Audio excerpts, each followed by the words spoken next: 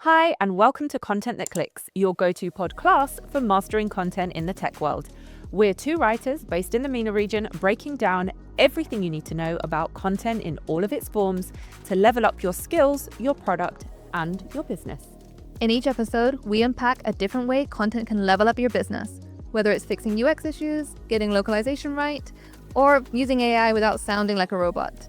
Because when your content clicks, so do your metrics. Today, it's time for a content boost where we share one of our favorite quick hit content tips to level up your tech writing. And like we always say, this isn't just a podcast, it's a pod class.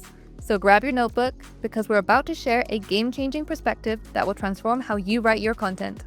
But first, a quick intro. I'm Rochelle. And I'm Hennie. And we are content experts. Together, we have more than 25 years experience writing for over 100 brands across 15 countries. And we're here to help you write content that clicks. Let's get into it. For today's boost, we're introducing you to content inspiration mapping. Now, I've never met a content team that isn't busy. So if there's a shortcut to writing content, which means you don't have to reinvent the wheel every time, then, well, I'm sure you want to know about it.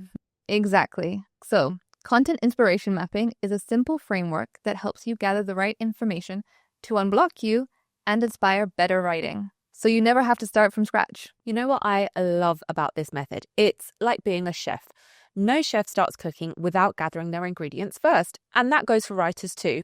It's all about having the right research, insights, and inspiration ready to go before you start writing. Exactly. So let's break down how to do it. This framework is so easy to understand because it's literally just ABCD.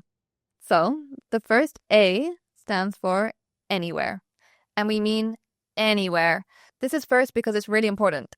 When you're looking for inspiration to help you decide what to write, the temptation is to look at what your competitors are doing and then do something kind of similar. But don't, please, broaden your scope. Benchmark across different industries, different markets and regions to uncover fresh ideas and set yourself apart.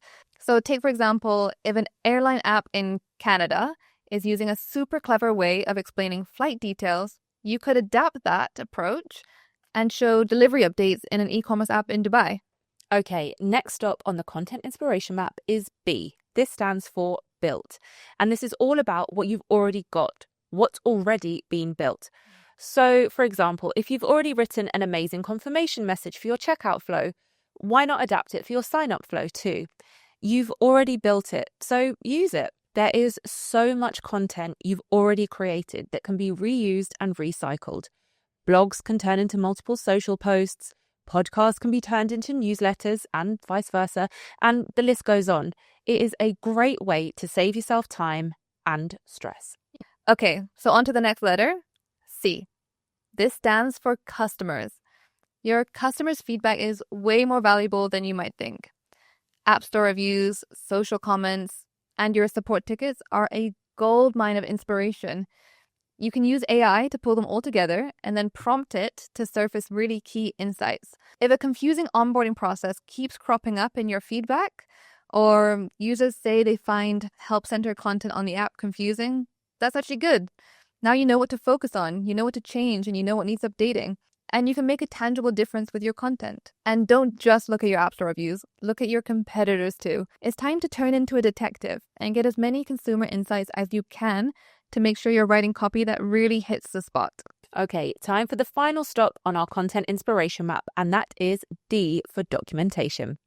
Now, this is the secret weapon that most people forget about. This one is all about making the most of any internal documentation that you can get your hands on. It might be a brand terminology guide or a glossary which sets out how you can and can't refer to specific product features, or a research repository.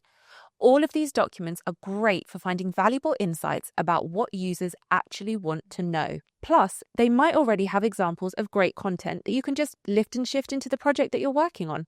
I love the fact that ABCD framework takes the pressure off having to be creative all the time.